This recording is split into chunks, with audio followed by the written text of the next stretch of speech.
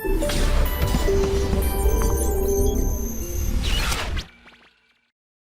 My dear students, how are you? कैसे हैं आप सभी?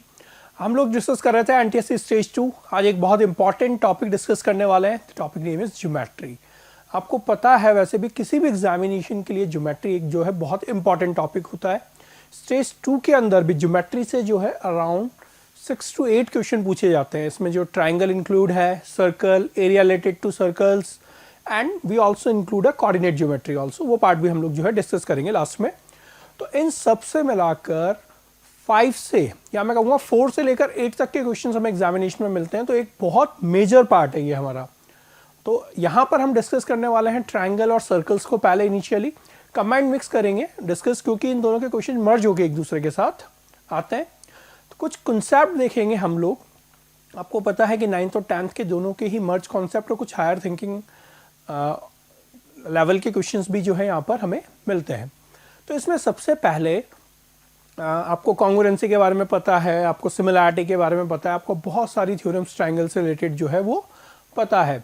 एक दो थ्योरम जो होती है एडिशनल होती है, उसके बारे में हम लोग देखें। तो सबसे पहले मैं बात करूं अपोलोनियस थ्योरम। अपोलोनियस थ्योरम का स्टेटमेंट क्या कहता है कि इंपॉर्टेंट थ्योरम है, हम जो डायरेक्टली एज अ रिजल्ट की फॉर्म में यूज करते हैं कि in a triangle the sum of squares of two sides is equal to sum of half the square of third side and twice the square of corresponding median. देखो ये क्या कह रहा है कि इस डायग्राम के अंदर दो साइड के स्क्वायर का सम थर्ड साइड के स्क्वायर के हाफ प्लस उस पे जो मीडियन आ रही है उसके ट्वाइस के स्क्वायर के इक्वल होता है। तो ये स्टेटमेंट इससे यहाँ पर हमें नजर आ रहा है कि A B square plus A C square, इसका और इसका स्क्वायर ट्वाइस है। इसे मैं बी सी स्क्वायर बाई 2 भी कह सकता हूँ। तो थर्ड साइड के half the square of third side and twice the square of corresponding median. Twice 2m square हो जाएगा यहाँ पर, ये 2m स्क्वायर। तो ये करस्पॉन्डिंग मीडियन क्या है यहाँ पर? am है। तो ये जो रिजल्ट है टॉलमी थ्योरम का, सॉरी अपोलोनियस थ्योरम का, नॉट टॉलमी, इसको हम लोग जो है बहुत ज़्यादा वाइडली यूज़ करते हैं ट्रायंगल में।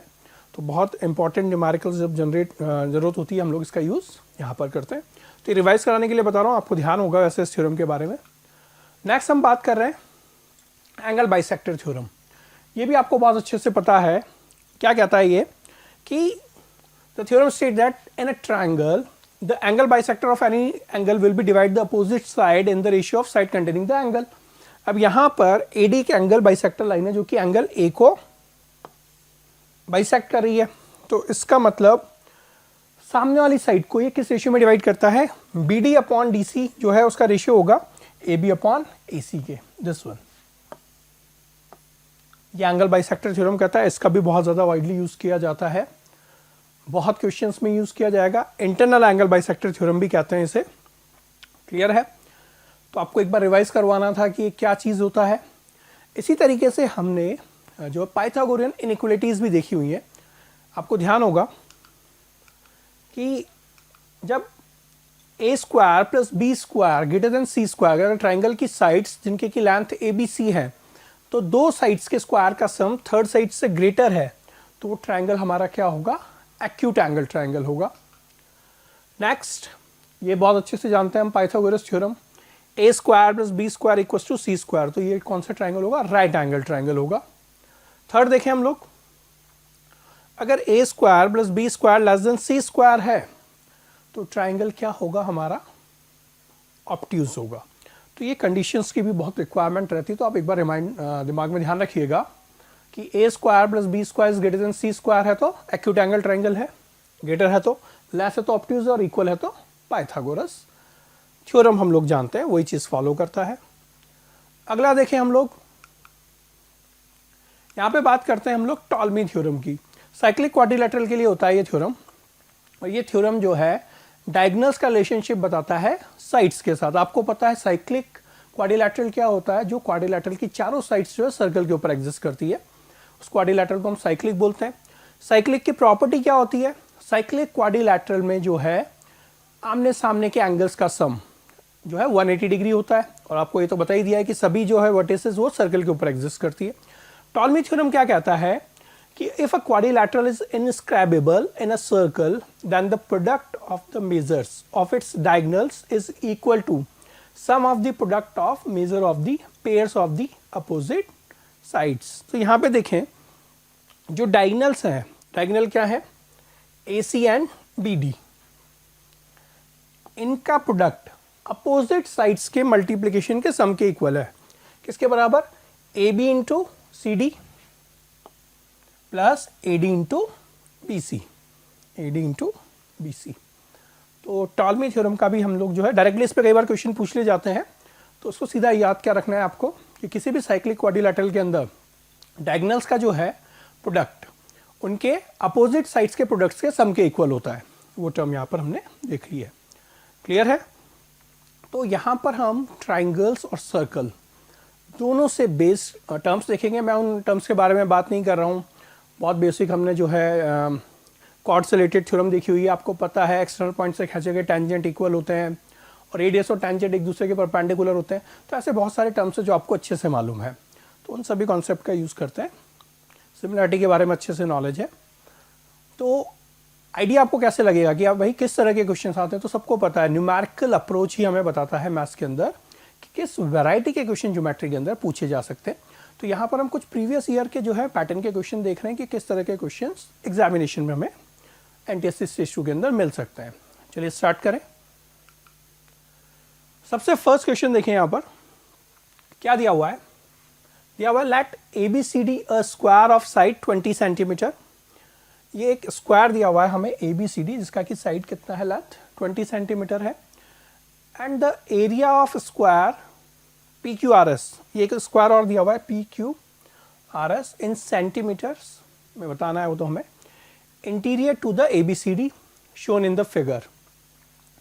अब यहाँ पे देखो हमें इस स्क्वायर का एरिया फाइंड करना है और ये जो लार्जर स्क्वायर है इसका साइड हमें 20 सेंटीमीटर दिया हुआ है, मीन्स एरिया आपको पता लग गया है 400 है। अब निकालूं कैसे एरिया, कोई डायमेंशन मुझे डायरेक्टली लिंक्ड नहीं है। पॉसिबिलिटीज क्या कहती है, या तो ये जो बचे हुए पार्ट है इनके एरिया को मैं माइनस कर दूं इसमें से तो मुझे एरिया मिल सकता है। अब इनका एरिया निकाले कैसे, अब देखो थोड़ा सा ध्यान दो, यहाँ पर आपको थोड़ा सा ध्यान दिलाता हूं। ये लेंथ 10 है, ये लेंथ भी 10 है। क्लियर? ये स्क्वायर है तो this angle is 90 degree, this is 90, this is 90, this is 90। तो ये लेंथ और ये लेंथ एक दूसरे के इक्वल है, मीन्स इन दोनों लाइन के बीच का डिस्टेंस जो है वो सेम है जो यहां पे चलता हुआ आ रहा है। क्लियर? हाँ, ये डिस्टेंस नहीं कह सकते क्योंकि ये इसके पैरेलल नहीं है। मैं तो ये बात कर रहा हूं कि ये जो दोनों पॉइंट के बीच का डिस्टेंस है वो सेम है। तो इससे हम लोग एक चीज कह सकते हैं कि ये लाइन जो है पैरेलल है। ठीक? और कहीं आप थोड़ा सा ध्यान दे रहे हो तो आपको ये पैरेललोग्राम नहीं लग रहा है। क्यों? क्योंकि इस वर्टेक्स से स्टार्ट होकर ये 10 सेंटीमीटर पे मिल रहा है और इस वर्टेक्स से स्टार्ट होकर ये 10 सेंटीमीटर पे मिल रहा है। क्लियर? तो ये दोनों लाइन एक दूसरे के पैरेलल है। तो यहां से हमने क्या रिजल्ट निकाला कि ANCL is an parallelogram. Clear है? जो ये ANCL है पैरेललोग्राम है। अगर ANCL पैरेललोग्राम है तो यहां पे देखें इन ट्राइंगल APB,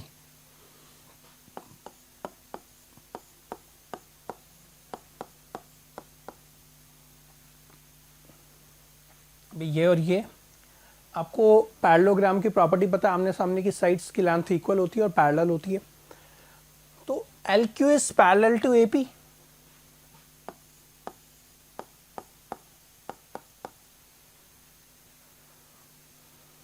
अब ये साइड पैरेलल है। अब एक चीज और देखना आप, ये पॉइंट मिड पॉइंट है, ये 10 और ये 10, तो ये भी तो मिड पॉइंट ही होगा।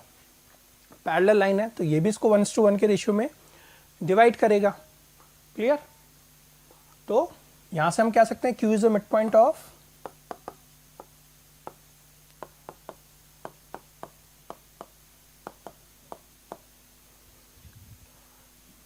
BP, sorry. अब यहाँ पे देखो ये लाइंस पैरेलल है, इसका मतलब जो ट्राइंगल है बी एल क्यू और ए बी पी, ये दोनों एक दूसरे के सिमिलर हैं। और अगर दो ट्राइंगल सिमिलर हैं तो इनका एरिया का रेशियो इनके कॉरस्पॉन्डिंग साइड्स के रेशियो के स्क्वायर के इक्वल होता है। क्लियर? तो यहाँ से मैं कह सकता हूँ कि area of triangle B Q L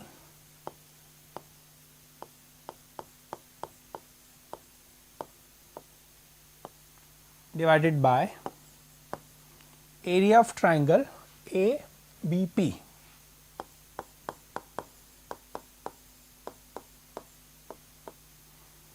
देखो ये रेशियो 1:1 है, ये भी 1:1 है, मिड पॉइंट हमें पता लग गया था। तो इसका मतलब क्लियरली, और आपको पता है पैरेलल लाइन है तो ये दोनों एंगल्स, ये एंगल सिमिलर, तो आप साफ जानते हैं सिमिलर ट्रायंगल्स होंगे। 1:2, तो साइड्स के रेशियो के स्क्वायर के इक्वल होता है, तो रेशियो कितना हो गया 1:4। एक पल के लिए मान लूं कि एरिया ऑफ ट्राइंगल x है, तो एरिया ऑफ ए कितना हो जाएगा 4x ए बी पी। तो यहां से मैं ये निकाल सकता हूं कि area of quadrilateral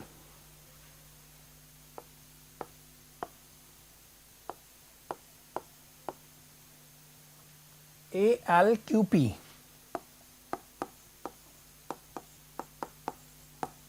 total 4x है, इसका एरिया x, तो इसका एरिया 3x होगा।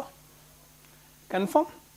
और यहां से हम लोग क्या निकाल सकते हैं, area of triangle A M P. ये एरिया और ये एरिया बराबर होगा। देखो इस ट्राइंगल को भी देख लो, सेम इसी पैटर्न की तरह ये भी बन रहा है, तो इसका एरिया क्या हो जाएगा x। तो यहां से क्या सकते हैं हम, एरिया ऑफ ट्राइंगल ए, ये किसके बराबर है, area of triangle B Q L.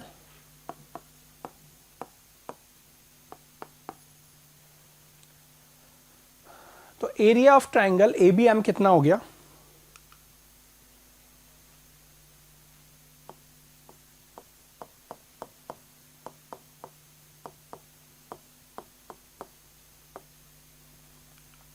ये नजर आ रहा है आपको, a b m 3x plus x plus x. और आपको पता है एरिया कितना होता है, हाफ बेस इंटू हाइट। ये एक राइट एंगल ट्राइंगल है क्योंकि स्क्वायर दिया हुआ है, हाइट कितना है 20 और बेस कितना है 10, तो निकालें ये किसके इक्वल होगा,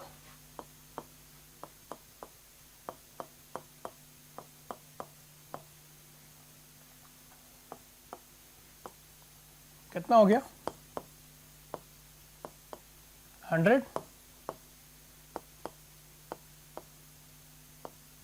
और इससे x का वैल्यू क्या निकल गया 20। क्लियर है? अब मुझे क्या निकालना है, area of square P Q R S. तो देखो यहां से इसका टोटल एरिया 5x, इस वाले का भी टोटल एरिया 5x वही होगा, और इसका बिल्कुल उसी पैटर्न पे है। तो टोटल कितना एरिया हो गया इनका, 5 और 5 10 और 16x। तो area of square P Q R S क्या हो जाएगा, तो एरिया कितना हो गया 80 सेंटीमीटर स्क्वायर। क्लियर? तो एक बहुत ही अच्छा क्वेश्चन है, बहुत तरीके से लॉजिक लगा के आप निकाल सकते हो, बट आपसे बनने वाला क्वेश्चन है।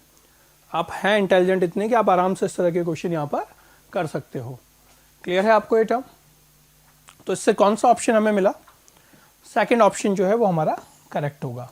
एरिया क्या हो जाएगा 80 सेंटीमीटर स्क्वायर। क्लियर है? नेक्स्ट क्वेश्चन देखते हैं अपना। चलिए अपना नेक्स्ट क्वेश्चन देखें। अब नेक्स्ट क्वेश्चन में क्या दिया हुआ है हमें, a circle is inscribed in a right angle triangle of parameter 7 pi. The ratio of the numerical values of circumference of the circle to the area of right angle triangle is. अब देखो यहाँ पे option हमें दिए हैं 4:7, 3:7, 2:7 and 1:7. Easy question है, directly आप निकाल सकते हैं. तो यहाँ पे देखें कि a circle is inscribed in right angle triangle of parameter 7 pi. तो राइट एंगल ट्राइंगल की पैरामीटर तो 7 पाई दी हुई है. That the ratio of the numerical values of circumference of the circle. अब देखो यहाँ से to the area of right angle triangle, तो सर्कमफेरेंस निकालना है सर्कल का, जो कि हम अज्यूम कर लेते हैं let radius of the circle is R. तो एरिया ऑफ ट्राइंगल हमें बहुत अच्छे से पता है,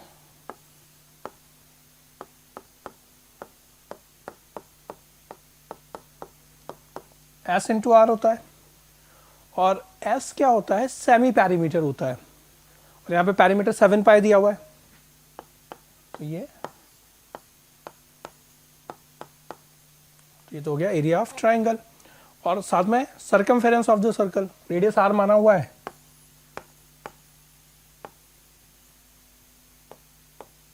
सर्कमफेरेंस ऑफ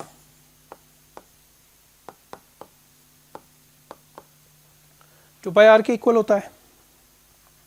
अब रेशियो निकालना है, numerical values of circumference of the circle to the area of the right angle triangle. तो रेशियो कितना हो जाएगा, 2 pi R upon 7 pi R upon 2. 2 ऊपर चला जाएगा 4:7. तो रेशियो कितना हो गया, 4:7. तो फर्स्ट ऑप्शन करेक्ट होगा. तो इजी क्वेश्चन था ये, तो कोई प्रॉब्लम नहीं होगी आप लोगों को. नेक्स्ट क्वेश्चन देखते हैं अपना.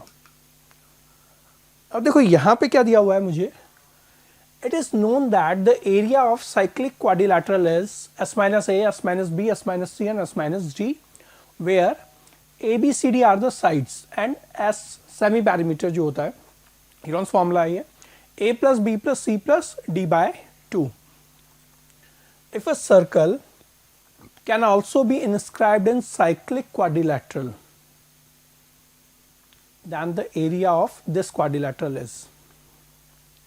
अब देखो क्या बोल रहा है, क्वेश्चन का मीनिंग समझें कि it is known that the area of cyclic quadrilateral. Cyclic quadrilateral का मीनिंग क्या है, सर्कल है, ये एक साइक्लिक क्वाड्रिलैटरल है और जिसकी साइड्स ABCD है. क्लियर. और रिलेशनशिप दिया हुआ है, if a circle can also be inscribed in. अब देखो सर्कल जो है एक also inscribed in the cyclic quadrilateral, then the area of this quadrilateral is. तो इस क्वाड्रिलैटरल का एरिया क्या होगा. अब यहाँ पे देखो हम एक प्रॉपर्टी जानते हैं बहुत अच्छे से, अगर आपको ध्यान होगा, एक्सटर्नल पॉइंट से खींचे के टेंजेंट इक्वल लेंथ में होते हैं. तो यहाँ से एक रिलेशनशिप निकलता है, मैं आपको बता दूं कि A plus D equals to B plus C. अच्छा मैंने जो है ऑर्डर गलत लिख दिया है, A B C और D ऑर्डर के अंदर रहेगा. तो यहां से एक रिलेशनशिप निकलता है, आमने सामने की साइड का सम B प्लस D. इस कंडीशन में ये हम क्लियरली निकाल सकते हैं कि हम यहाँ से अज्यूम कर लें ये x तो ये x, ये y तो ये y, ये z तो ये z और ये a तो ये a. तो आमने सामने के साइड्स का सम जो है हमेशा इक्वल होता है इस केस के अंदर. क्लियर है. और यहाँ पे s हमें क्या दिया हुआ है,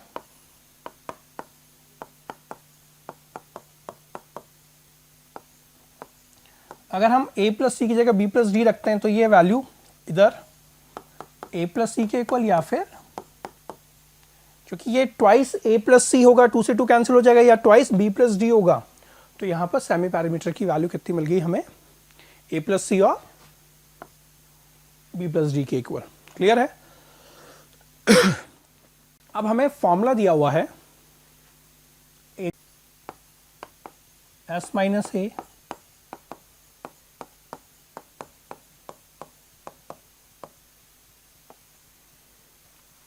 अब यहां कंडीशन देखते हुए हम इसे और इससे साथ में मल्टीप्लाई करते हैं और इसे और इसे साथ में मल्टीप्लाई करते हैं. तो इससे क्या टर्म मिल जाएगा हमें यहाँ पर, अब देखो इसे मल्टीप्लाई करो तो S square minus A plus C into S plus A C into, clear है, ये कंडीशन तो आप समझ गए। और इसके साथ मल्टीप्लाई में होगा second multiplication S square minus B plus D, minus common ले लिया, plus B D whole under root. Clear है, ये दोनों टर्म मल्टीप्लाई में है 1 बाय 1। अब देखो s की वैल्यू इस जगह पर मैं a प्लस सी रखता हूं, तो ये a प्लस सी का स्क्वायर और यहाँ पे a प्लस सी, तो a प्लस सी का स्क्वायर, तो ये कैंसिल हो जाएगा और यहाँ पे टर्म क्या बचेगा, ac इंटू, सेम इसी पैटर्न पे यहाँ s की जगह मैं b प्लस डी पुट करता हूँ, तो b प्लस डी का स्क्वायर और ये भी यहाँ s की जगह b प्लस डी रखने से ये टर्म और ये टर्म b प्लस डी का स्क्वायर बनेगा, कैंसिल आउट कर देगा एक दूसरे को, तो यहाँ क्या बचेगा b इंटू डी। तो आंसर क्या हो गया, square root of A B C D. तो एरिया क्या निकल जाएगा हमारे यहाँ पर क्वाड्रिलैटरल का, ऑप्शन देखें ऑप्शन 2, ऑप्शन 2 जो है वो करेक्ट होगा A B C D. Clear है, तो थोड़ा सा आपको बस लॉजिक लगाना था जो हमने बेसिकली ये टर्म, बस इसी के बिहाफ पे हमने जो है पूरा क्वेश्चन यहाँ पे सॉल्व कर दिया है। क्लियर है, नेक्स्ट क्वेश्चन देखें अपना।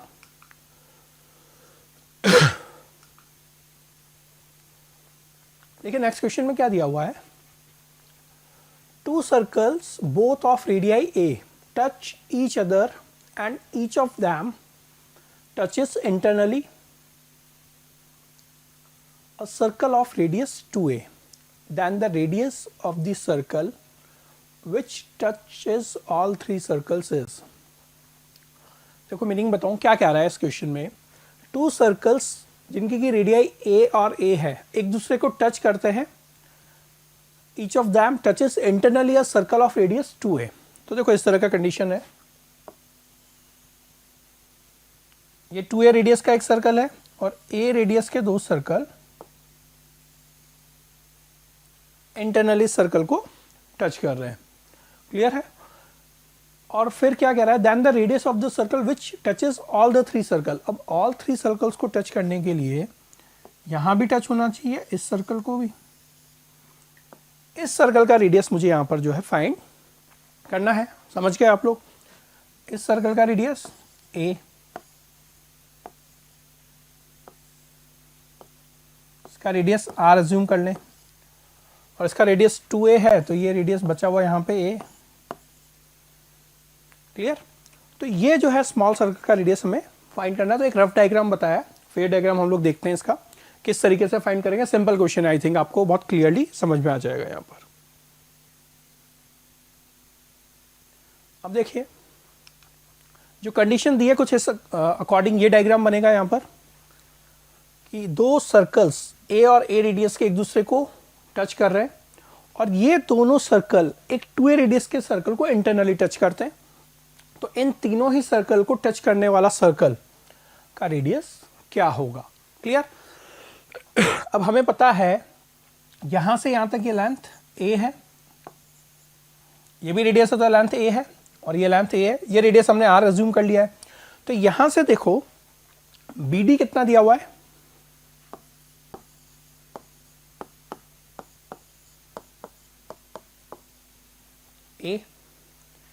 ए बी की लेंथ कितनी होगी,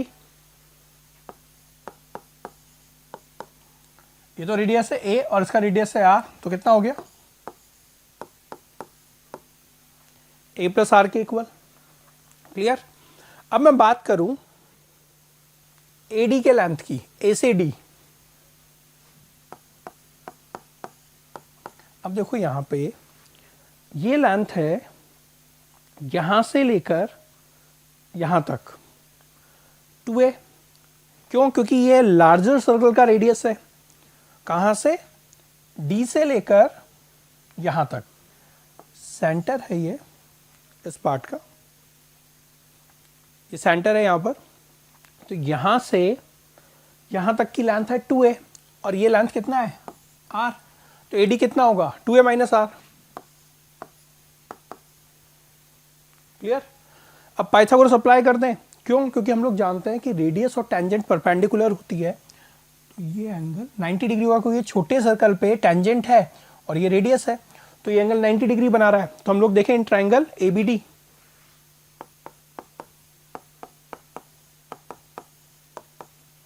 आप क्या लिख सकते हैं? AD square plus BD square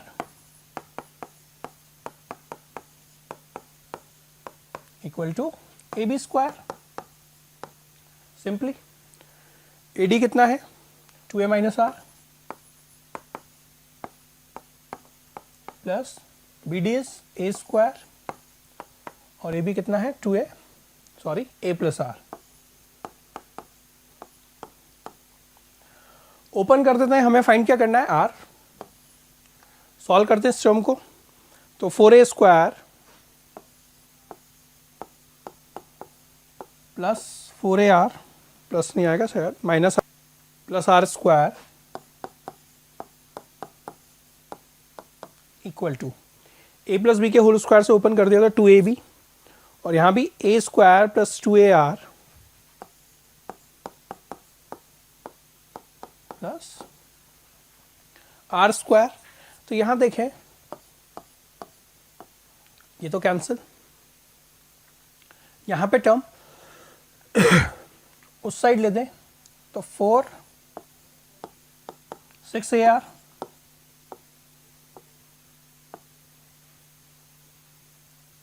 clear. तो आर क्या होगा?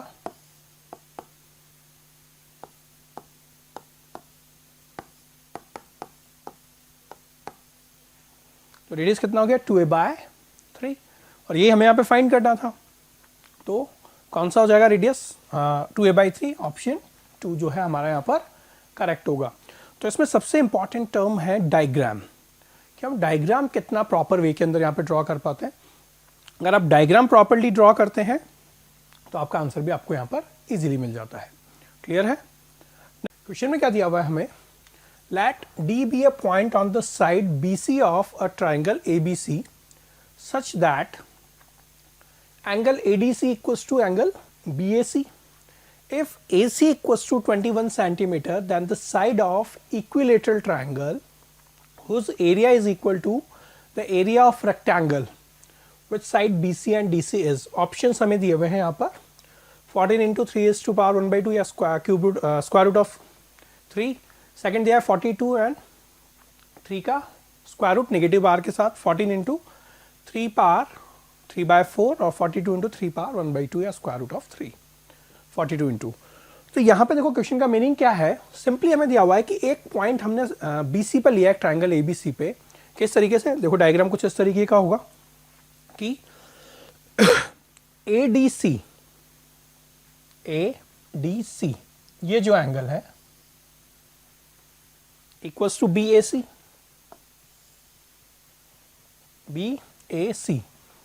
और A से C का लेंथ 21 सेंटीमीटर है। Then the side of equilateral triangle, अब हम किसी और की बात कर रहे हैं, side of equilateral triangle whose area is equal to, उस इक्विलेटरल ट्राइंगल का एरिया किसके इक्वल है? Area with sides BC and DC। ऐसा रेक्टेंगल जिसके की साइड BC और DC है उसके एरिया के इक्वल है। क्लियर है? तो मुझे अब देखो BC और DC दिया है तो एक लेंथ होगा एक ब्रीथ होगा, तो मुझे एरिया ऑफ रेक्टेंगल चाहिए BC एंड DC। अब यहाँ पे एंगल इक्वल दिया है। अब देखो यहाँ से CAD ट्राइंगल और CAB दोनों ट्राइंगल में एंगल C कॉमन है। कंफर्म?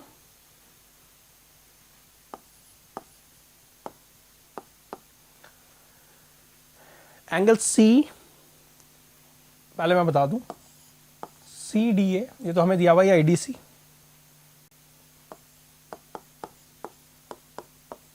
एंगल ADC इक्वल है एंगल BAC के, ये तो गिवन है। और हम बात कर रहे हैं in triangle ABC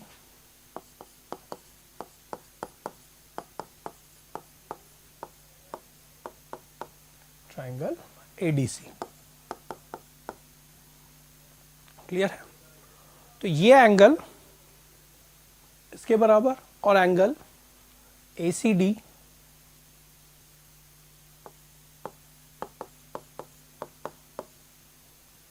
angle ACB।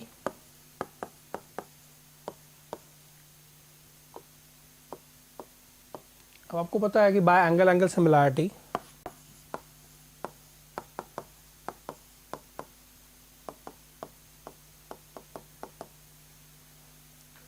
Triangle CDA या ADC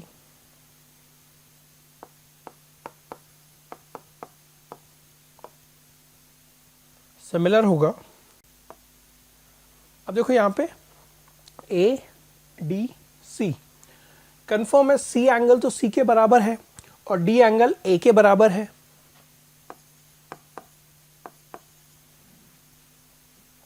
एंगल BAC के, क्लियर, या CAB बोल लीजिए इसे। अब यहां से हम लोग क्या रेशियो निकाल सकते हैं, DC अपॉन AC। अब देखो जो टर्म हमें चाहिए हम उसको देख रहे हैं, DC upon AC equals to AC upon BC।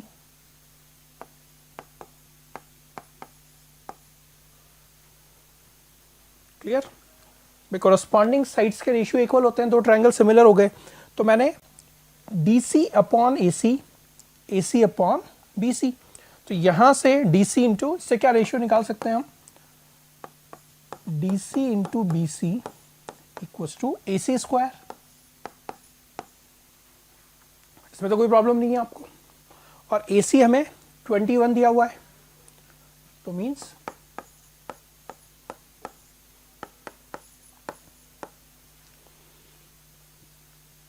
अब देखो यहां पर रेक्टेंगल BC और DC दिया हुआ था, तो ये एरिया रेक्टेंगल का निकाल लिया मैंने, और इसका एरिया जो है इक्विलेटरल ट्रायंगल के एरिया के इक्वल होना चाहिए। तो हमने उसकी साइड x अज्यूम कर ली। Late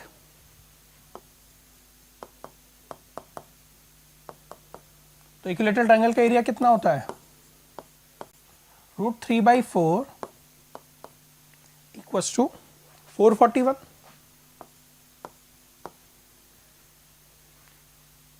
clear? उस साइड क्रॉस मल्टीप्लाई कर दे तो x स्क्वायर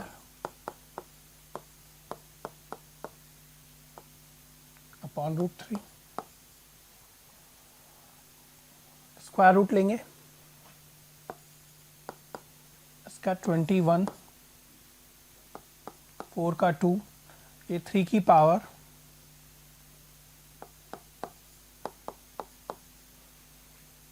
ऊपर जाएगा तो -1/2, तो कितना हो गया 42 इंटू 3 पावर -1/4। तो यहां से एक्स स्क्वायर किसके इक्वल हो जाएगा, इंटू 4 अपॉन √3। तो x की वैल्यू अगर हम देखें तो 21 इंटू 2, और ये कितना हो जाएगा 3 पावर 1/4, या इसको हम लोग लिख सकते हैं 42 इंटू, अब यहाँ पे ऑप्शन अगर हम देखें तो ऐसा एक भी ऑप्शन नहीं, तो 42 को हम 14 इंटू 3 लिख सकते हैं। इसको यही लिख रहा हूँ मैं, 42 इंटू 3 और इंटू 3 पावर -1/4, पावर्स ऐड करेंगे तो 1 - 1/4 3/4, ये 42 की जगह सॉरी 14 आ जाएगा, ये 3 पावर 3/4। तो यहाँ पर इक्विलेटरल ट्रायंगल की लेंथ क्या मिल गई हमें, 14 इंटू 3 पावर 3/4। तो कौन सा ऑप्शन करेक्ट हो जाएगा हमारा, ऑप्शन 3। क्लियर है? तो अच्छा क्वेश्चन है, दिमाग लगा के ये टर्म फाइंड करना इंपॉर्टेंट पार्ट है इस क्वेश्चन का। क्लियर है? समझ में आया होगा आपको। आगे चलें। देखो नेक्स्ट क्वेश्चन में क्या दिया हुआ, अ circle is inscribed in a square. A circle is inscribed in a square means circle है जो एक स्क्वायर के अंदर इनस्क्राइब्ड है। and the square is circumscribed by another circle. एक another circle से circumscribed है. What is the ratio of the area of inner circle to outer circle? तो inner circle और outer circle के एरिया का रेशियो हमें बताना है. क्लियर है? अब यहाँ पे देखो, अज्यूम कर ले हम रेडियस r है इनर सर्कल की, तो यहाँ से एक चीज़ तो क्लियर है आपको कि स्क्वायर का जो है what is the ratio of the area of the inner circle to the outer circle. ठीक है, ये r, ये लेंथ निकाल सकते हैं हम लोग. आउटर सर्कल की रेडियस हो जाएगी, आपको पता ही है कि स्क्वायर ही फॉर्म हो रहा है, ये r, तो ये लेंथ परपेंडिकुलर है. दिस इज ऑल्सो 90, तो स्क्वायर बना रहा है एक, तो कितना हो जाएगा √2r. तो इनर सर्कल का एरिया कितना होगा?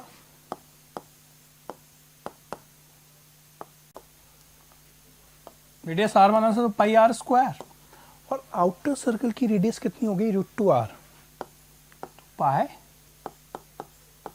√2r². रेशियो कितना आ गया? 1:2. कौन सा ऑप्शन करेक्ट हो गया हमारे पास? First option. तो इजी क्वेश्चन था, डायरेक्टली कर सकते थे. नेक्स्ट क्वेश्चन देखिए अपना. नेक्स्ट क्वेश्चन क्या दिया हुआ है? Let L be the length of each equal side of isosceles triangle. If the length of each equal side is doubled keeping it height unchanged then the difference of the square of the bases the new triangle and the given triangle is. अब देखो यहाँ पे क्या बोला गया है, question समझो तो बात आराम से बन जाएगी. एक इक्विलेटरल ट्राइंगल है जिसके इक्वल साइड्स की लेंथ L दिया हुआ है, ये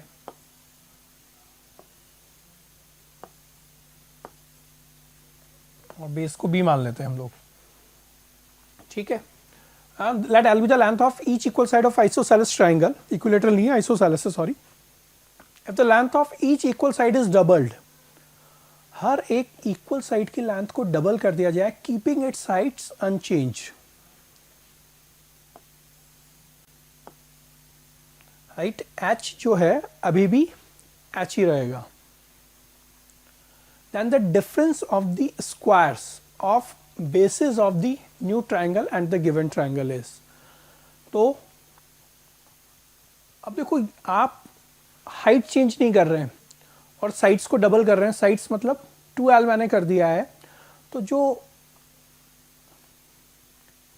न्यू ट्राइंगल का बेस है उसका लेंथ का स्क्वायर का डिफरेंस, और जो अपना ओरिजिनल ट्राइंगल था उसके जो है बेस, उसके लेंथ का डिफरेंस का स्क्वायर कितना होगा वो हमें निकालना है. अब यहां से देखो, हाइट मैं निकालूं तो हाइट क्या होगी इनिशियल कंडीशन में? मान लो लेंथ, ये बेस 2b मैंने अज्यूम कर लिया है, तो h क्या होगा? L² minus b².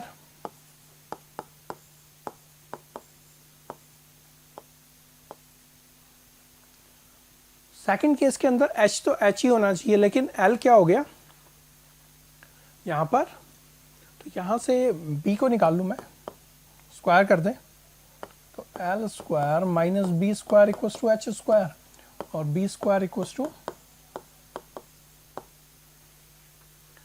अब न्यू बेस, तो b1 हो गया, b2, 12² माइनस हाइट तो वही सेम h रखना है,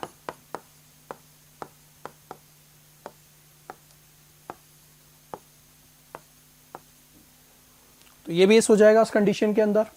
और आपको difference of the square of basis of the new triangle, तो b2² माइनस b1² निकालना है.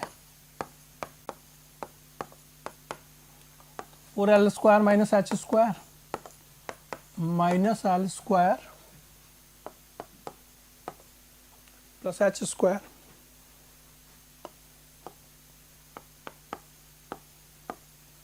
तो डिफरेंस कितना हो गया बेस का? 3l². नेक्स्ट क्वेश्चन देखिए अपना, क्या दिया गया है? Let L be the length of each equal side of an isosceles triangle. If the length of each equal side is doubled keeping its heights unchanged, then the difference of the squares of the bases of the new triangle and the given triangle is। हमें क्या दिया हुआ है, एक isosceles triangle है जिसकी equal sides की length L है।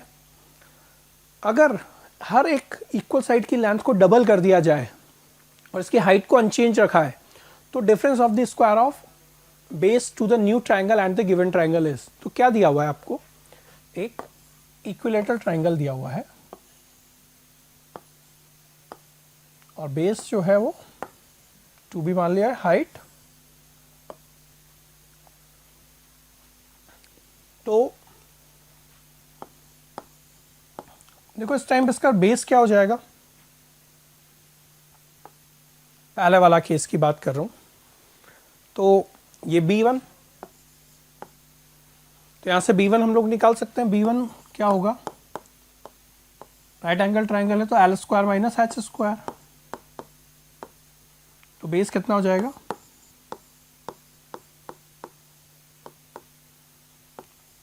2 टाइम्स है। अब सेकंड कंडीशन में क्या कर दिया, जब सभी साइड्स को डबल कर दिया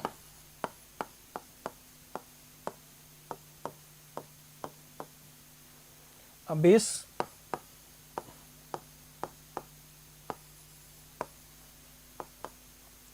क्या हो जाएगा 2 times 2L square means 4L square, ठीक है, इसको मैंने B2 बोल दिया।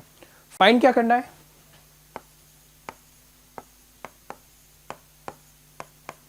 बेस के डिफरेंस का स्क्वायर, तो इसका डिफरेंस का स्क्वायर क्या होगा 4 इंटू, सॉरी पहले इसको करेंगे 4 इंटू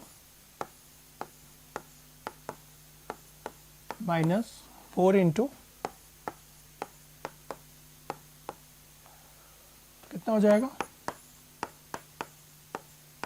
H स्क्वायर से H स्क्वायर कैंसिल, 4 कॉमन लिया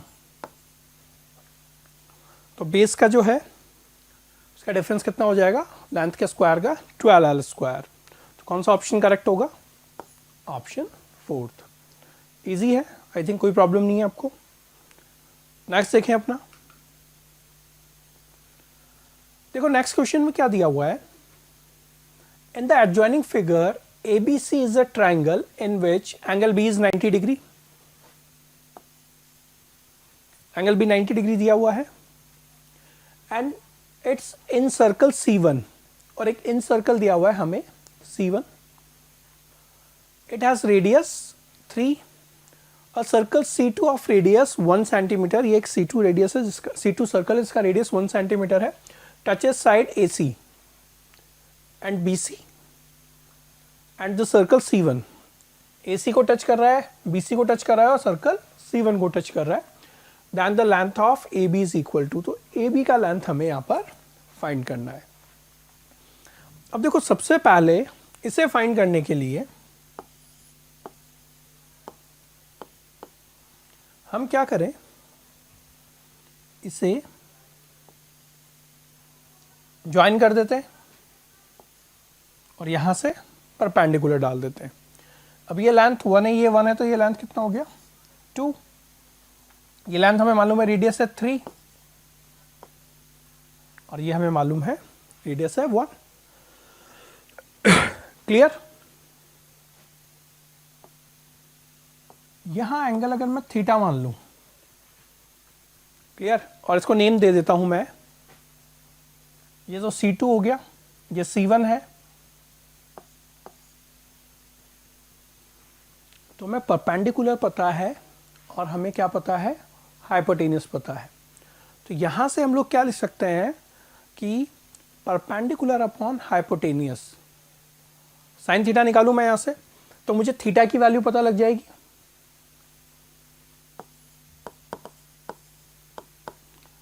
साइन थीटा की वैल्यू क्या होगी P C1 upon C1 C2, ये 2 है और वो 4 है,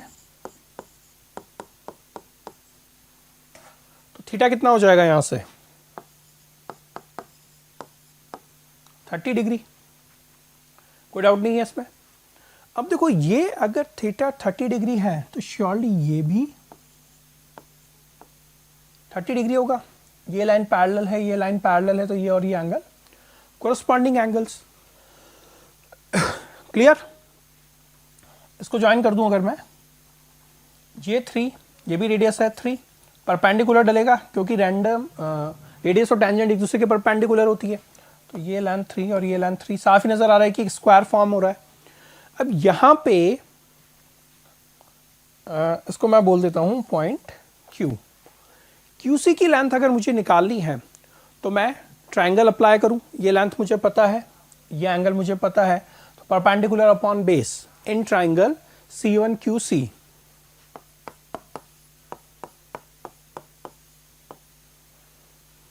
यहां पे क्या होगा, tan 30 degree equals to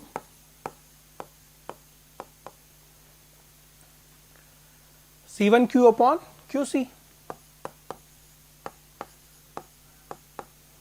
C1Q तो 3 है, Q से C का लेंथ हमें निकालना है, और tan 30 डिग्री 1/√3 होता है, तो QC कितना हो जाएगा 3√3। तो ये लेंथ जो है हमने फाइंड कर लिया। टोटल लेंथ कितना हो गया 3 प्लस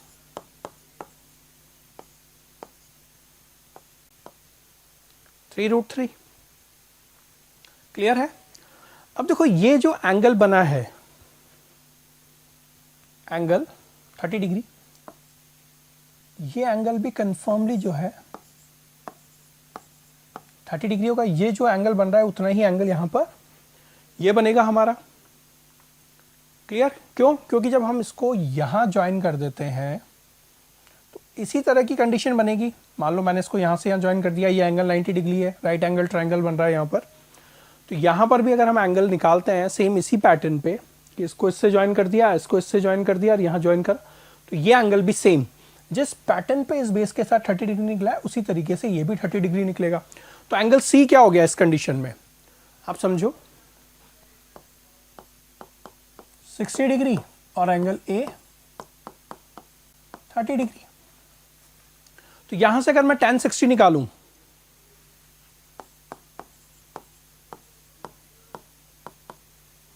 ए B upon B C, tan 60 मतलब √3, ए बी हमें फाइंड करना है और बी सी का लेंथ हमने कितना निकाला है 3 प्लस 3√3। तो ए बी की वैल्यू क्या हो जाएगी यहां से, √3 से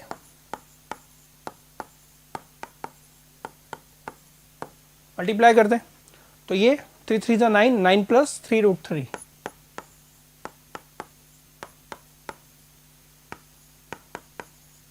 तो ये भी कितना हो गया 9 प्लस 3√3।